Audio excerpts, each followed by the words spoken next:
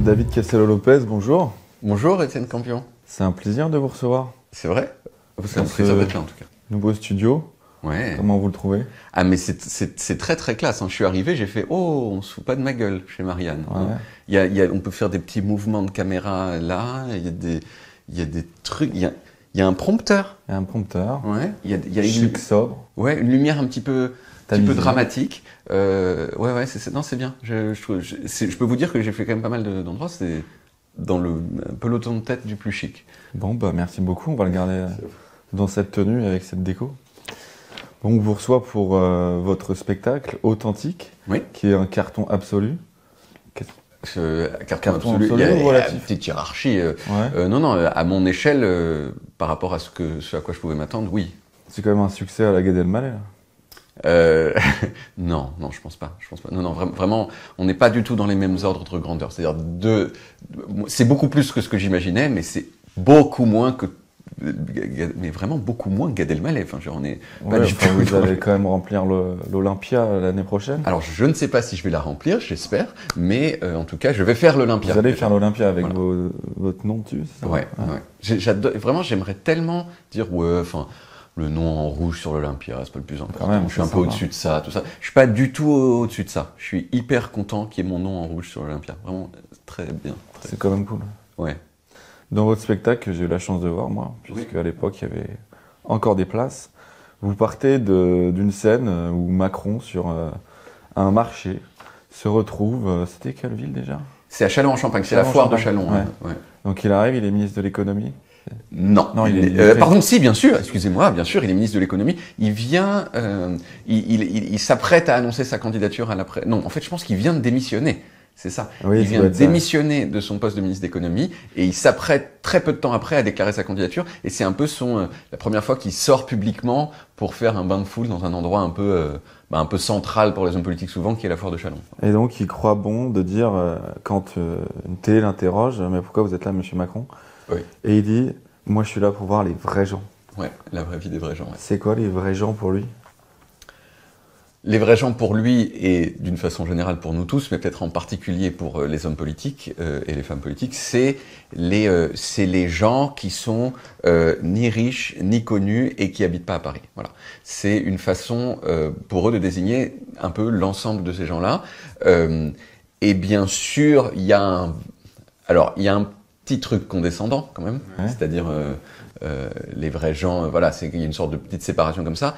Et par ailleurs, moi ce que je pense, c'est c'est une sorte de bon point. On s'excuse un peu de pas être un vrai gens en disant aux vrais gens que c'est un vrai gens. Et moi, en fait, c'est ça, c'est genre, on voit vraiment des gens qui sont en face d'eux et qui disent, non, vous savez, moi j'ai pas beaucoup d'argent et je suis malade et j'habite à Châlons-en-Champagne et on dit, oui, mais vous êtes vrai. Okay. Et ça vaut tout l'argent du monde. Et je pense pas que ça fait mouche chez les gens auxquels on dit ça. Mais voilà, je pense que c'est ça en tout cas qu'il veut dire quand il dit vrai gens. Et donc c'est tout le thème de votre spectacle, identifier ce qui est vrai pour certains et faux aussi pour les mêmes. Oui. Et à un moment donné, il y a un truc qui m'a marqué, c'est que vous identifiez cette façon qu'ont les humains à voir le vrai et le faux chez eux à partir d'un bébé. C'est-à-dire que le bébé, en fait, il est capable de tromper sa mère quand il fait une colère et qu'il pleure, parce qu'il fait une grimace quand il est face à elle, et quand elle le met sur son dos, et qu'il voit qu'il appuie sa mère face à lui, il arrête de faire une grimace.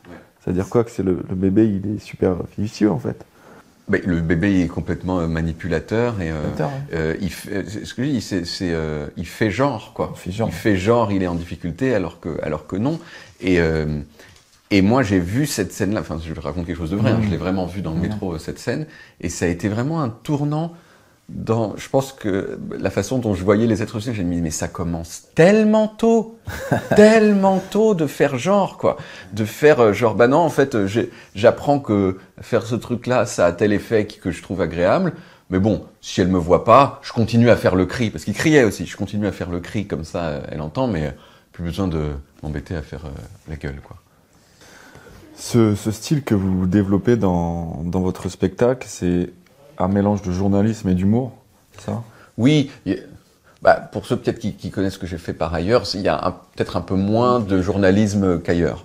C'est-à-dire il y a quand même il y a plein de choses vraies. Il y a des moments assez journalistiques, mais dans l'ensemble, il y a quand même moins de journalisme que d'habitude. Même s'il y en a, je pense, plus que pour la moyenne des gens qui font des spectacles. Mais ce mélange de journalisme et d'humour, il est un petit peu nouveau, un peu original. Est-ce que c'est parce que les journalistes sont pas drôles ou est-ce que c'est parce que les humoristes sont pas intéressants? Comment te mettre mal avec les deux camps, quoi? Comment me mettre mal avec les deux camps? Je les hais tous. Non, alors il y a vraiment plein de journalistes auxquels on ne demande pas d'être drôle et ce serait pas bien qu'ils soient. C'est-à-dire que vraiment si le présentateur du JT, Laurent Delahousse, Laurence Ferrari, des gens comme ça, ils commencent à faire des blagues. C'est pas possible. On leur demande en fait quand même d'incarner dans leur ton, leur posture et la façon dont ils développent leurs phrases quelque chose qui ressemble à la neutralité. Et vraiment, c'est assez dur de faire des blagues en transmettant l'idée une sorte de vibes de neutralité. Donc c'est normal qu'ils en fassent pas. Après, non, il y a des journalistes qui sont drôles. Et même il y en a plein qui font des blagues quand même. Je pense que Jean-Pierre Pernaut, il faisait des blagues un peu. Un peu. Petite blagounette. Plus blagounette, pas ouf, mais des petites blagues, vous voyez. Et après, les humoristes, c'est vrai que souvent j'ai peut-être été je peux rester sur ma faim en voyant du stand-up, parce que en fait, j'ai passé un bon moment, j'ai rigolé, puis j'en sors et je fais attends, mais comment j'ai avancé dans ma perception du monde, mon exil, et en fait, c'est dur quand. Enfin voilà, en fait, je pense que j'ai été déçu, j'étais un peu souvent de ça, et en fait, quand je sors d'un spectacle de stand-up, j'ai souvent l'impression que c'est comme si on m'avait fait un massage, c'est agréable. C'est divertissant. Oui, mais j'ai pas avancé intellectuellement. Souvent, pas toujours, mais souvent. Et j'espère que dans mon spectacle, c'est pas le cas. Mais si vous parvenez à mêler ces deux registres et que vous réussissez, est-ce que c'est parce qu'il y avait une demande aussi populaire, au-delà de la vôtre, à vouloir réfléchir un peu en rigolant? Je peux qu'imaginer que c'est le cas. Une demande populaire. Encore une fois, on n'est pas dans des échelles incroyables. Mais oui, en tout cas, pour l'instant, je crois, il y a peut-être 10 000 personnes qui ont vu le spectacle. Et puis, il y en a encore sans doute un certain nombre de dizaines de milliers qui vont le voir, vu ce que je peux voir. Et en tout cas, pour ces gens-là, oui, il y avait clairement eu une demande. Une demande de moi. Une demande de vous, oui. Je vais vous poser des questions sur votre vie. Oui. Parce que vous en parlez beaucoup dans le spectacle et dans vos sketchs. Vous avez raconté dans un média récemment que vous avez longtemps été un branleur. C'était quand ça? C'était pendant très longtemps. En gros, j'étais jusqu'à l'âge de 25 ans, quelque chose comme ça. Après, encore une fois, il y a des hiérarchies dans les branleurs. Il y a des hiérarchies de branleurs. Moi, j'étais pas le branleur en fusion qui vraiment fait. Branleur. Voilà. Ouais. Je jouais pas aux jeux vidéo en fumant des pétards toute la journée, en faisant rien. Je suis allé à l'école. J'avais plutôt des bonnes notes. Mais c'est surtout, en fait, après le bac. Pas foutu grand-chose au lycée, mais bon, ça c'est passé. Et après le bac, j'ai pas fait des bonnes études. Je savais pas ce que je voulais faire. Justement, vous avez fait des études d'histoire. Ouais, très longues. DEA à l'époque. DEA à l'époque. Personne ne sait ce que c'est un DEA. DEA, c'est l'équivalent d'un master de recherche. Donc, c'est le début d'une thèse. En fait. C'est sur quoi? C'était sur la photographie amateur en France depuis 1965, mais pas dans les représentations et j'étudiais les images. C'était du point de vue de l'industrie et des techniques. C'est-à-dire comment est-ce que la France, en France, c'était pas mondial, c'est comment s'est organisée l'industrie de la photographie amateur en France. Polaroid, les premiers instamatiques dans les années 60, qui est un truc avec machin. Je peux arrêter d'en parler parce que Si, mais c'est votre père qui était photographe aussi. Oui, mon père était photographe. C'était la première chose que je voulais faire. J'aurais aimé être photographe et j'ai juste pas eu le courage de risquer d'échouer. En fait, c'est vraiment je le voulais très très fort, c'était la chose la plus importante de ma vie, mais je me dis, si j'échoue à ça, je vais être détruit en fait. Donc je voulais pas échouer, donc je l'ai pas fait. C'est quand ces émotions là. Mais sans faire de grands liens entre votre père et ce que vous avez fait ensuite, ces études de photo, elles vous ont aidé par la suite? Quand vous avez commencé à vous lancer dans la vidéo? Non, parce que c'est pas des études de comment on prend des photos. Ouais. C'est de vraiment l'histoire. purement théorique. C'est de l'histoire de l'industrie en fait. Donc j'aurais pu faire. Il se trouve que c'était sur un sujet général qui m'intéressait, mais je veux dire j'aurais pu faire l'histoire de je sais pas quoi, des fabricants de piscines. Enfin, je veux dire, ça aurait été du point de vue de la façon dont je traite le sujet, très voisin. C'est l'industrie, des gens que personne ne connaît. Bah tiens, je sais pas qui a été le premier importateur des pellicules Fuji en France dans les années 70 et il procédait C40, enfin des trucs comme ça qui sont pas aidés, quoi. Bon, j'insiste pas alors. On va avancer. De ce point de vue-là, il n'y a pas eu d'impact. Vous avez été à Berkeley après? Ouais. C'est là où vous avez une super carte de visite. Ouais. Ouais. Ouais, la carte de Elle était visite. comment cette carte de visite? Bah elle était genre pas blanche, vous voyez, crème. Œuf un peu, non? Voilà, ouais, œuf, je sais pas comment, je sais pas très ce que c'est. Si, coquille d'œuf, peut-être. ouais, crème quoi, crème blanc cassé et avec un papier qui épais mais qui fait comme ça, vous voyez, et l'encre un peu en relief, très légèrement, qui quand on passe son doigt, c'est pas la même texture, ça accroche un peu le doigt. Ça, c'est cool, ouais. C'est vraiment, c'est hyper beau quoi. Et j'étais hyper fier d'avoir cette carte. Plus sérieusement, j'en parle parce que vous parlez de vos études à Berkeley dans le spectacle à partir de cette carte de visite. Ouais. C'était comment Berkeley? C'était génial. C'est vraiment changé ma vie. Et je dis pas ça de grand chose, mais j'étais un peu, oui, je me disais, ouais, je veux être journaliste, donc je connaissais le journalisme français un peu comme ça. J'avais aucune exaltation particulière et je suis arrivé à Berkeley et ça a tout changé.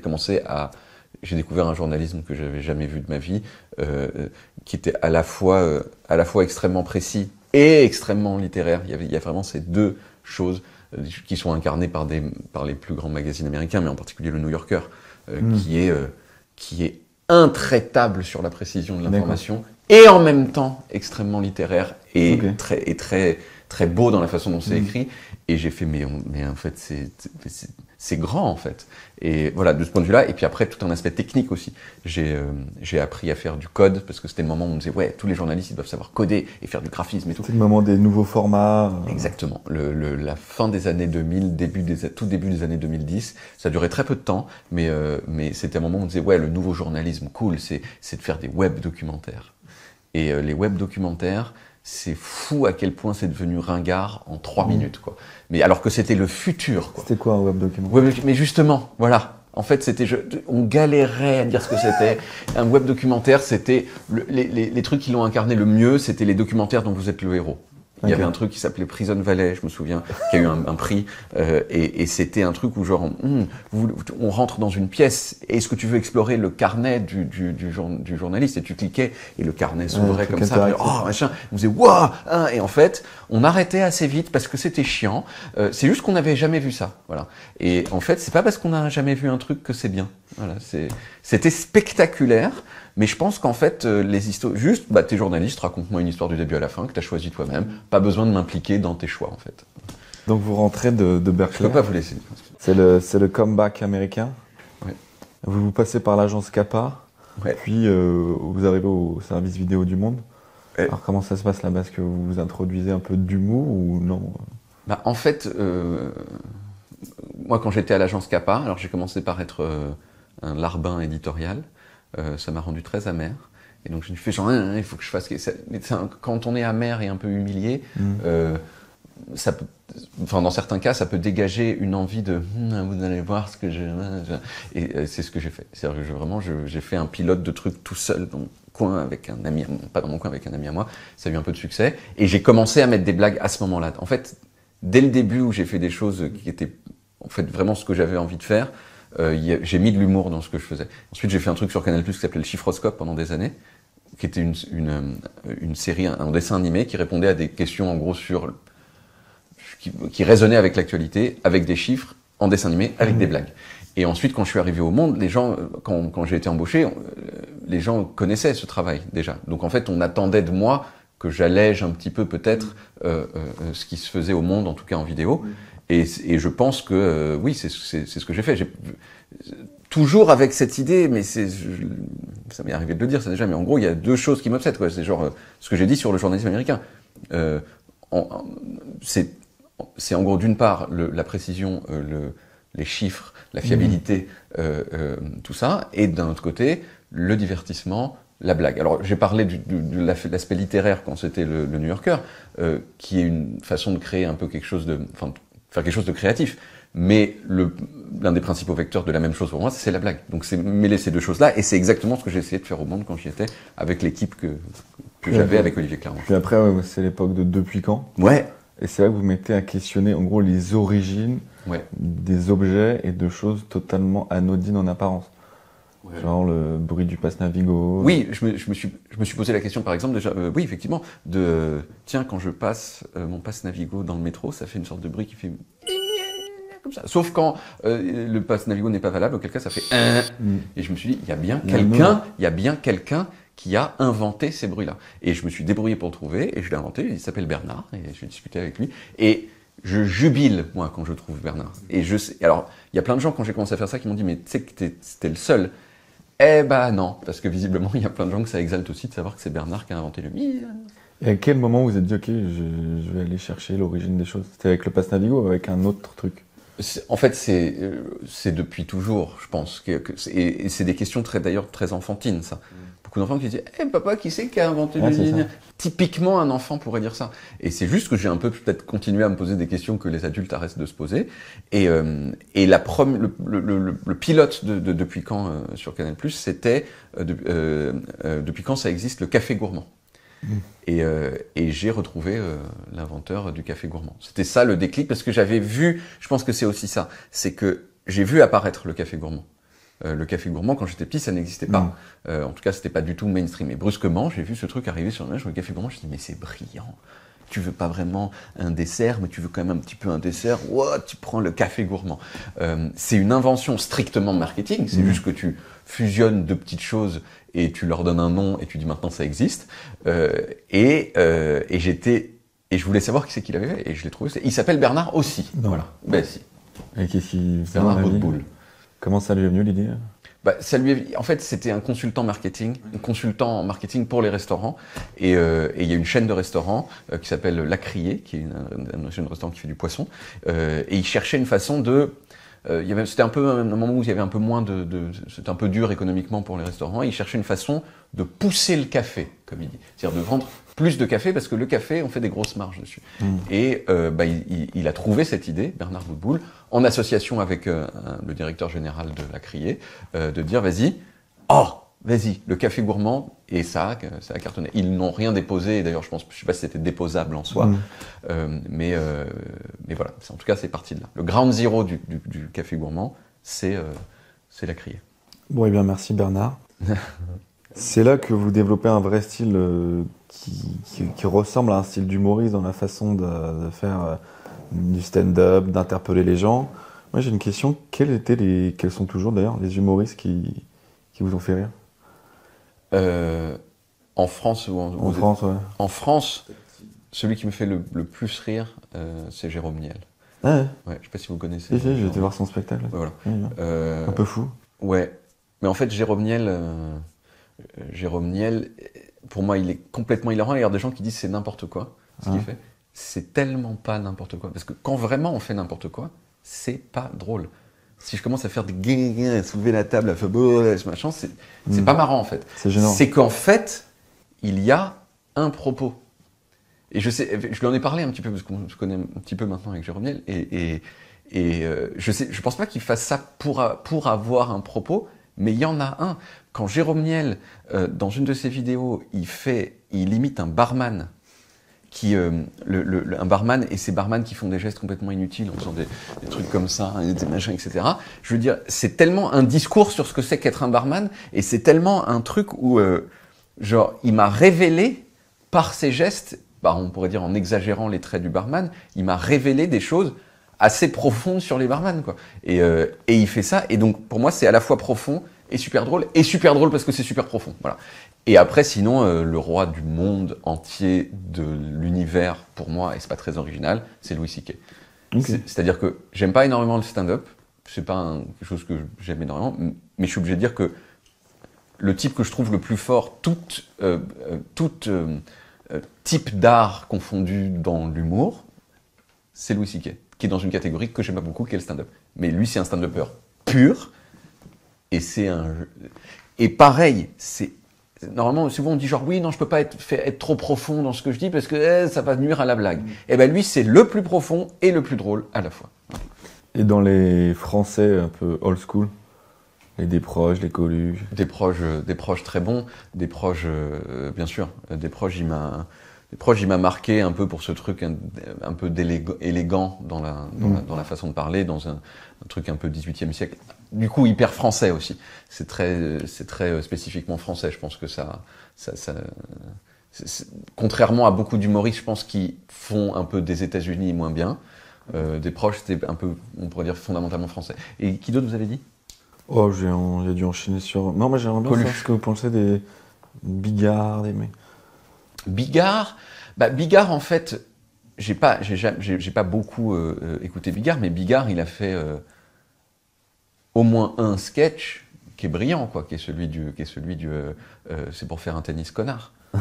Je sais pas si vous vous souvenez, c'est genre il révèle des trucs complètement cons qu'on dit dans la vie de tous les jours, et en particulier ce truc de t'arrives dans un restaurant à 20h30 et on dit c'est pour dîner, et on dit, non, c'est pour faire un tennis, connard. Et il trouve un certain nombre d'exemples comme ça qui m'ont marqué pour toujours. Et alors, il se trouve que c'est vraiment un de ces seuls sketchs où il n'y a pas bite, chat, couille, machin. Lâcher le salon.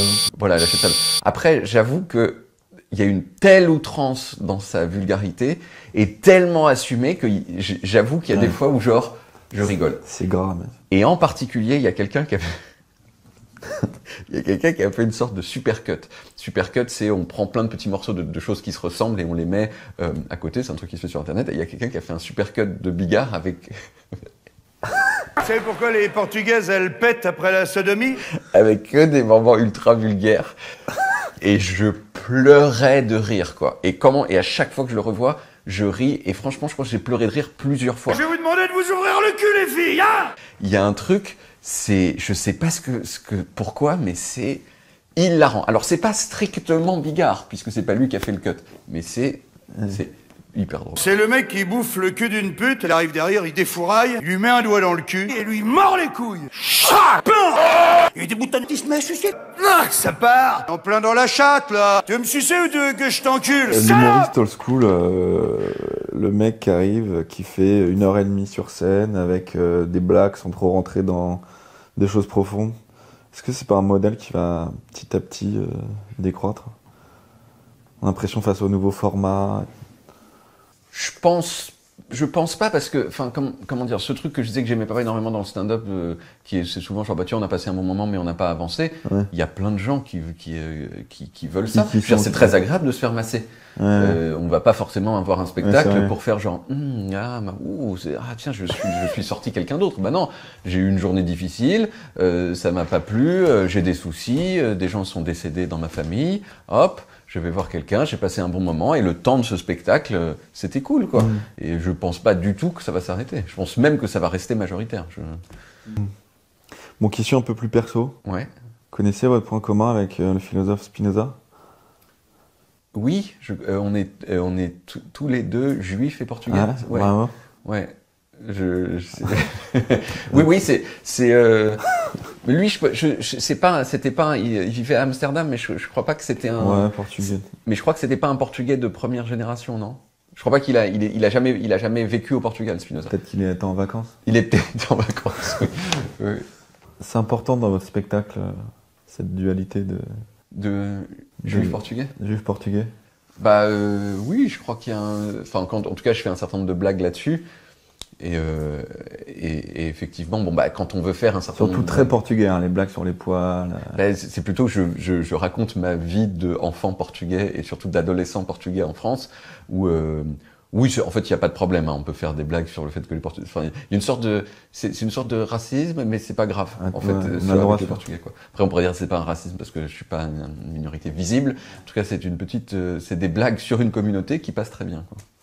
Et c'est marrant, là... L'hymne du Portugal, en fait, c'est... Ouais. Faudrait pas parler de tout le spectacle, quand même, dommage, pour le spoiler en entier. On le tease, alors, on le spoil. Ouais. Vous avez dit récemment dans un article, je suis un taré des archives, j'étiquette, je scanne, je trie. J'ai le vertige du temps qui passe, une vraie névrose. Ouais. Vous avez des tocs, en fait? J'ai des tocs, mais ça c'est pas. Il se trouve que j'ai des tocs par ailleurs, mais tout ce que vous venez de citer, je pense, moi, c'est pas des tocs, c'est des trucs. En fait, dans la vie, il y a des choses qui nous tiennent à cœur. Moi, c'est juste de ne pas oublier et de pouvoir retrouver. Alors, sans doute que ça vient d'une névrose, mais qui est que j'ai peur de décéder. Mais ça, c'est très courant d'avoir peur de décéder. Je pense que c'est assez universel. C'est simplement que il y a quelque chose qui me rassure dans le fait que les choses ne soient pas oubliées. Donc je suis un peu hypermnésique moi-même, mais par ailleurs, effectivement, je fais ça. C'est-à-dire que tout est classé, les photos en particulier. Toutes mes photos, j'en prends beaucoup depuis toujours, même bien avant l'iPhone. C'est tout classé dans des petits dossiers avec la date, donc je peux retrouver les trucs assez facilement. Mes archives sont très bien classées. Oui, je garde un grand nombre de choses d'une façon un peu fétichiste. Je me calme un peu avec le temps. J'ai quand même quand j'étais petit, je gardais des vieux paquets de gâteaux parce que avec un gâteau dedans.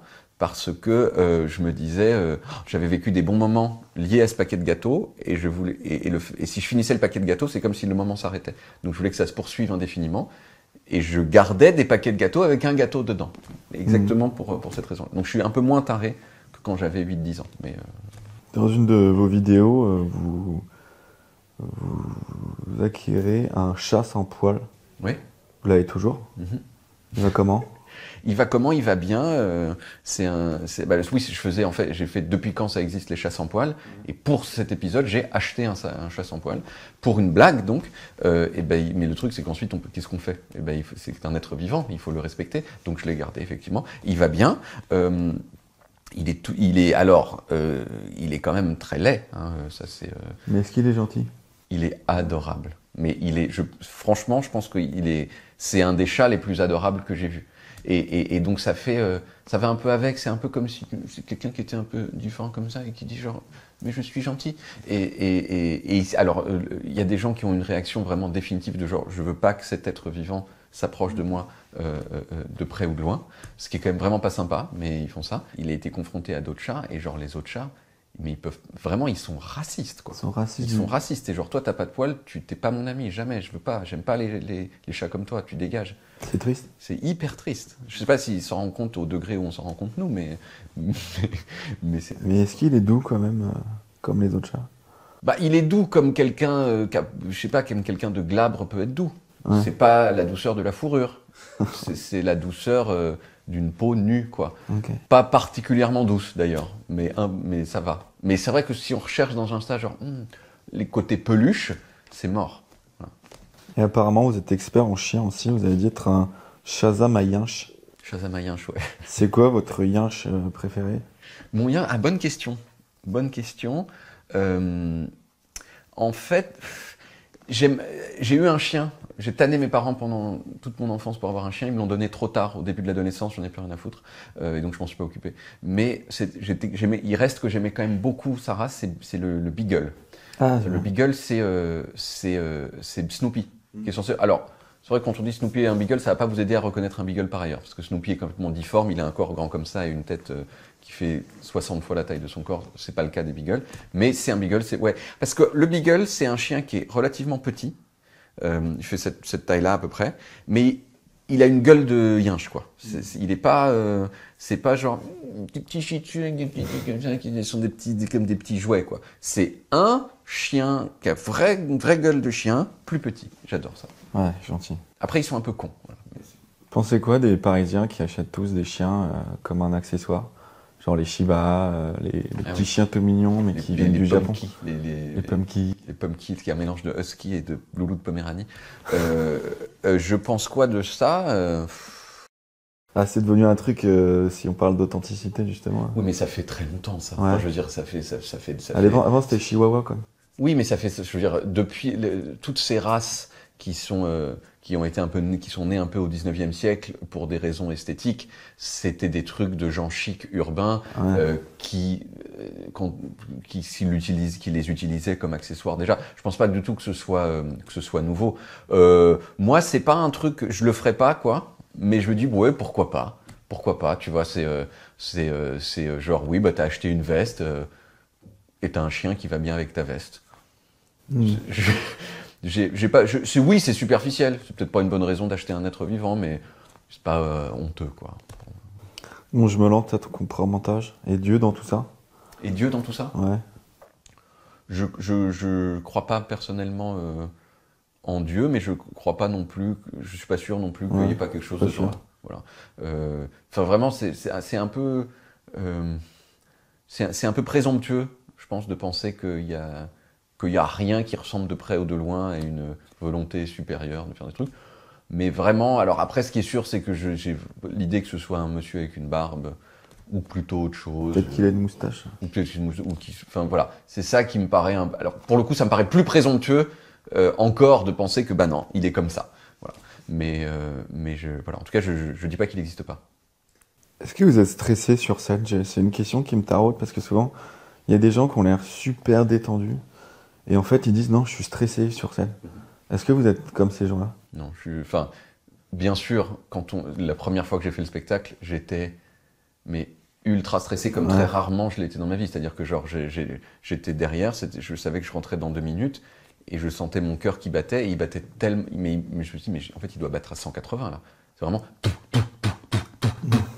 Et il se passe rien. C'est-à-dire que genre je suis pas en train d'être, je cours pas. C'est vraiment juste le stress. Ouais. Et il battait tellement fort que ça m'arrive, je peux les compter les fois où ça m'est arrivé dans ma vie, ça, où genre ça tape et ça appuie sur les poumons et je souffle un peu à chaque battement de cœur, quoi. Donc là, oui, terrorisé. Mais maintenant, au bout d'une 40aine de représentations, petit stress avant, genre, faut y aller, mais non, je suis plus stressé sur ça. Ok. Petite question pour finir, vous avez fait un interview avec ChatGPT. Est-ce que c'était mieux qu'avec nous? C'était beaucoup moins bien qu'avec vous. Non, je fais une blague, mais oui, c'était beaucoup moins bien. Il n'est pas super fort encore. Ouais, non. Après, ça va. Le truc, c'est que j'ai vu que ça va très très vite. Il s'améliore très très vite. Donc, je pense que dans peut-être pas si longtemps, il pourra être. Il vous a fait une blague, je crois. Ouais. Pour dire sur les donuts. Ouais. C'est genre. Rien n'allait, quoi. Est-ce que oui, j'ai dit à un ami de déclarer mes impôts. Il a déclaré ses impôts, mais il n'a pas déclaré sa passion pour les donuts. Ouais. Un truc comme ça. Mais vraiment, tout était foiré dans cette blague, quoi. Peut-être qu'un jour, l'intelligence artificielle fera mieux. Bon. Non, mais bien sûr, c'est juste que je pense que c'est un peu un des derniers trucs. Parce qu'il y a un truc dans l'humour, je pense que c'est quand même fin pour que ça marche, en tout cas. Il pourra faire des mauvaises blagues, ça, je pense que... Des blagues carambar, quoi. Oui, des blagues carambar, les appelés, il voit le mécanisme, il le reprend. Mais après, il y a toujours le truc que ça peut être drôle, parce que c'est pas drôle. C'est-à-dire, genre, c'est l'histoire de 2 homosexuels qui vont dans le... Tu vois, s'il fait une blague de comptoir comme ça, mais avec cette voix-là, bah, ce serait drôle qu'il fasse des... Ça ne fait rire personne. Ok, mais on peut imaginer que ça le soit. Ou qu'il fasse des blagues de billard, quoi. Ouais, voilà. La chatte. Voilà. Bon, merci beaucoup, David Castello-Lopez. On peut dire chat. Non, c'est vulgaire. On verra. On coupera peut-être. Ok. Là, bip. Merci beaucoup, David Castello-Lopez. Je rappelle que vous êtes en tournée, mais tout est plus ou moins complet. Il reste des places. Il reste plein de places à Bourg-les-Valences. Ça, c'est très authentique. Ouais, non, mais plein d'endroits. Au Havre, Besançon, il y a plein de villes dans lesquelles on peut aller. À Paris, c'est pour l'instant le 6 juin 2024 à l'Olympia. Les places seront en vente le 13 juin de cette année. Bon. Eh ben, merci beaucoup. Merci à vous.